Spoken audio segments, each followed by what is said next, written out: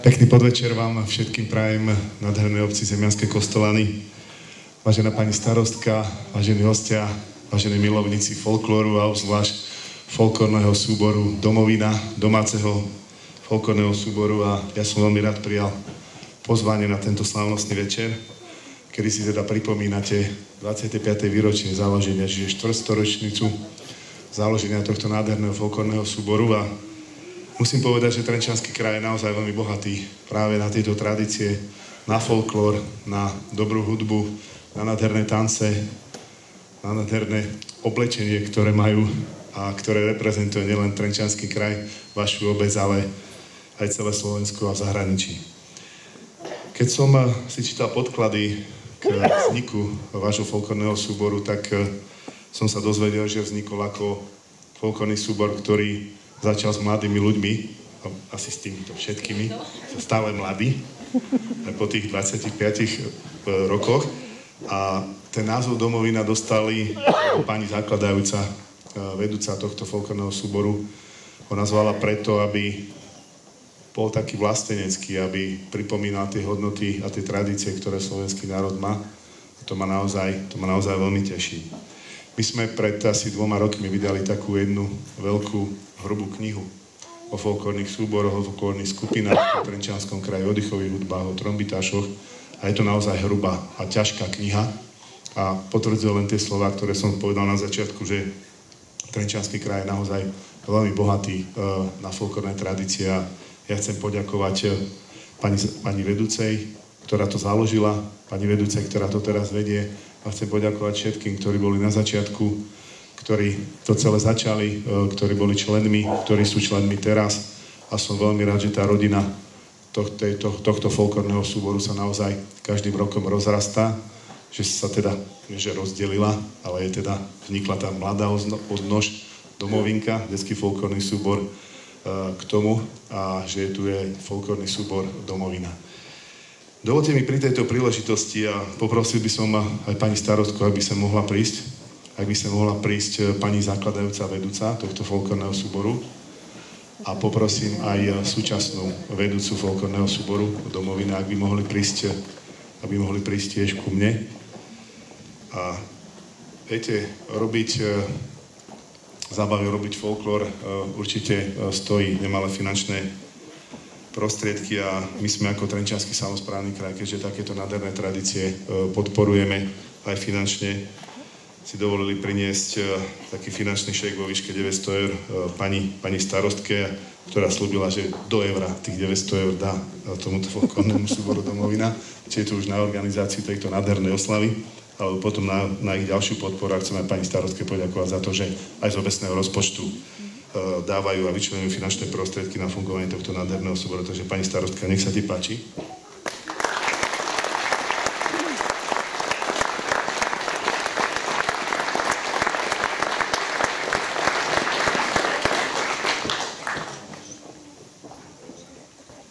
Pani vedúcej, a teraz neviem, či zakladajúcej, alebo súčasnej vedúcej, by som chcel odovzdať taký pamätný list zo strany Trenčianskej župy práve pri príležitosti 25.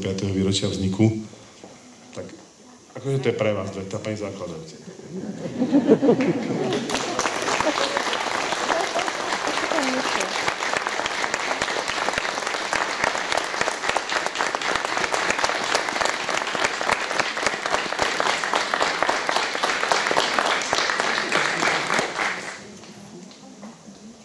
Súčasnej pani vedúcej sa teda niečo ujde na pobavenie, a teda keď už to všetko skončí, tak si môžete tam vzadu vypiť taký malý pozdrav z inej časti Trenčianskeho kraja, klasická bošacká 52. Dobre vychladte, poulievajte všetkým nielen členom folklórneho súboru, ale dúfam, že aj vám sa ujde, a že pani starostka má pripravené ešte, to je málo.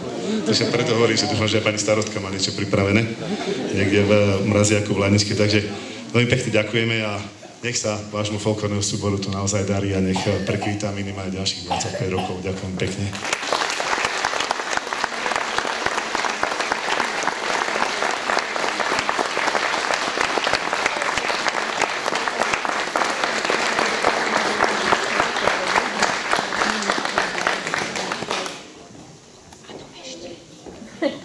Ešte budete mať závu postarané, za chvíľku vystupí folklórny súbor Kopaničiar.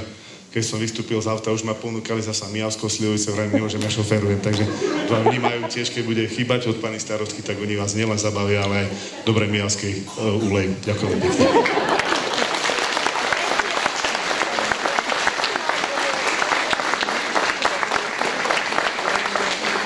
Ďakujeme pánovi Jaroslavovi Vaškovi za milé slova a ešte milšie podarunky. A budeme sa snažiť ďalších 25 rokov tancovať a spievať, aby sme vás všetkých tešili. O slovo teraz požiadala starostka obce Zemianske Kostolany, inžinierka Jana Školíková. Nech sa páči.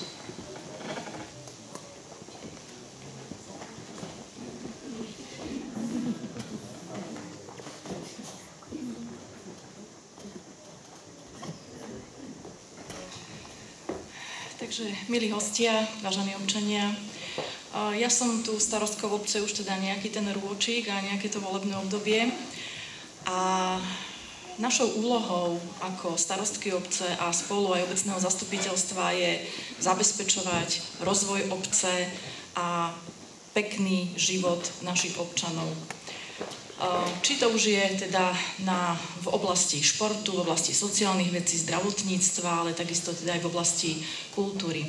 My sa snažíme ten život zlepšovať rôznymi takými aj investičnými akciami, ale čo sa týka kultúry a uchovávania rôznych tradícií a hodnôt, neboli by sme ničím, i napriek tomu, že teda usporadúvame aj vlastné kultúrne podujatia, neboli by sme však ničím, keby sme nemali okolo seba takých zanietených ľudí, ako sú ľudia, ktorí vytvorili, založili, vedú a podporujú aj takýto folklórny súbor, ktorý máme my tu v obci.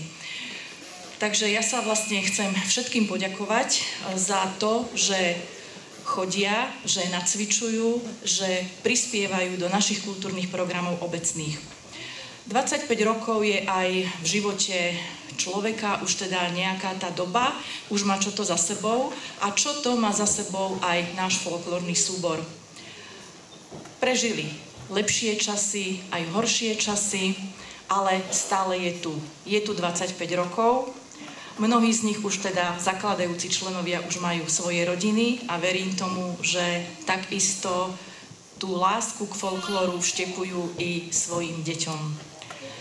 Táto štvrtstoročnica sa určite podpísala na živote v našej obci a môžeme poďakovať len všetkým, ktorí tento súbor založili, ktorí ho viedli, ktorí sa zúčastňovali. A preto ja by som všetkým týmto ľuďom chcela z tohoto miesta srdečne poďakovať. A veľmi by som poprosila, keby mohli prísť ku mne na pódium, aby som im teda osobne poďakovala a aby ste ich vy všetci videli. Sú to ľudia, ktorí buď založili, viedli súbor, alebo sa podielali dlhodobo na činnosti, či už hudobnými zložkami, choreografiami alebo podobne. Takže ja som si teda pripravila, aby som na nikoho nezabudla. Takže poprosila by som pani Tereziu Karakovú.